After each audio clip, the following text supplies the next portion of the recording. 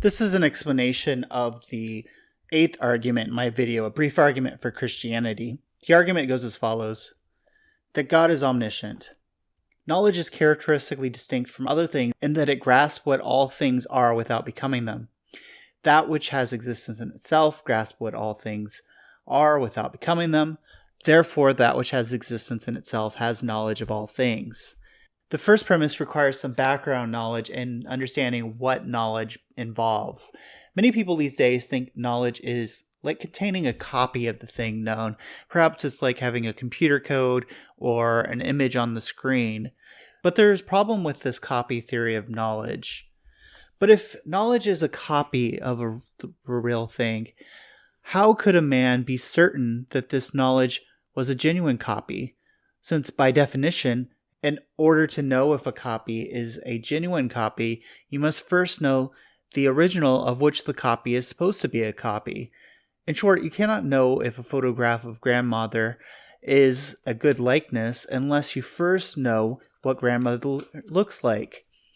But since knowledge on this hypothesis is an act of picturing or photographing, you never really know grandmother at all. All knowledge is reduced to a gallery of portraits in which man is condemned to pace forever without seeing the subject supposedly represented on the walls. This sort of copy theory of knowledge is the reason for a lot of the problems in philosophy which lead to idealism.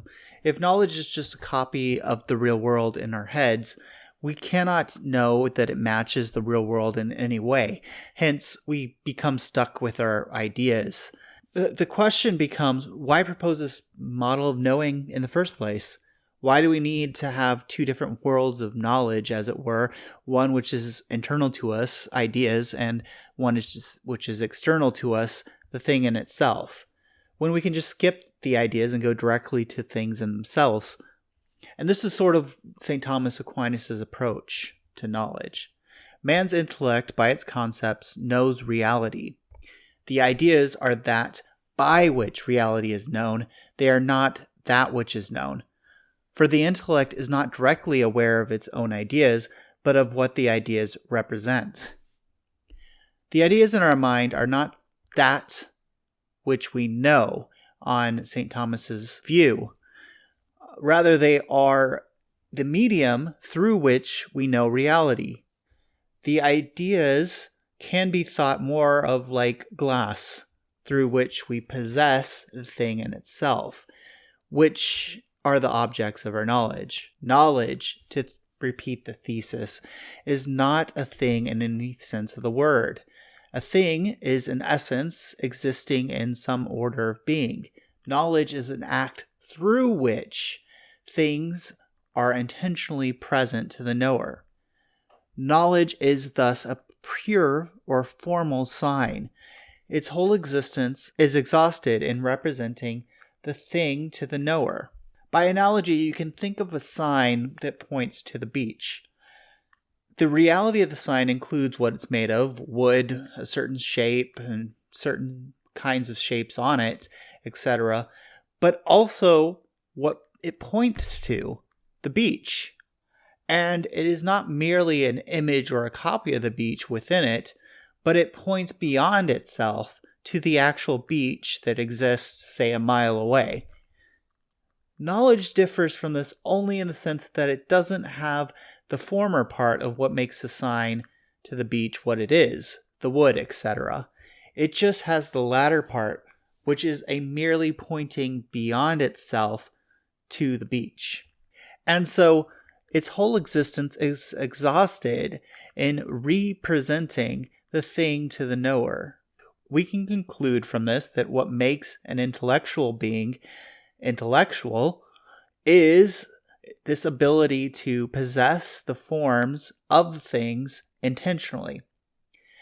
That doesn't mean that when you know a dog, say, you possess a little copy of the form in your intellect. That would be a copy theory.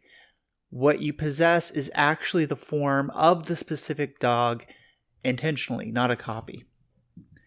When the intellect understands something, it grasps its form, and that means that one and the same thing, namely the form of the thing understood, exists both in the intellect and in the thing itself. There is just one thing, a form, which again, to make use of scholastic terminology, exists in two ways. An entitative way, in this case instantiated in matter, so as to comprise with it a material object, and an intentional way, that is, in the intellect. In this sense, the intellect possesses the form of the dog without the dog becoming a part of the intellect. Rather, the dog is possessed extrinsic to what the intellect is in itself, which just means the dog is possessed intentionally by one who has an intellect. The second premise is simply what we proved in argument 7. We proved that since God causes all things to exist, he must have also the forms of all things. But since God is non-composite, as we proved in argument 2, these forms cannot be a part of God. If God doesn't possess these forms intrinsically as a part of him, then it must be possessed extrinsically or in an intentional way or virtually. Virtual referring rather to the way in which God can see how his power can be manifested extrinsically rather than an actual intentional possession of something which actually exists. In other words, God possesses these forms as knowledge, and since this knowledge is the cause of all things, it is also knowledge of all things. Thus you can see that God is omniscient. Thanks for watching.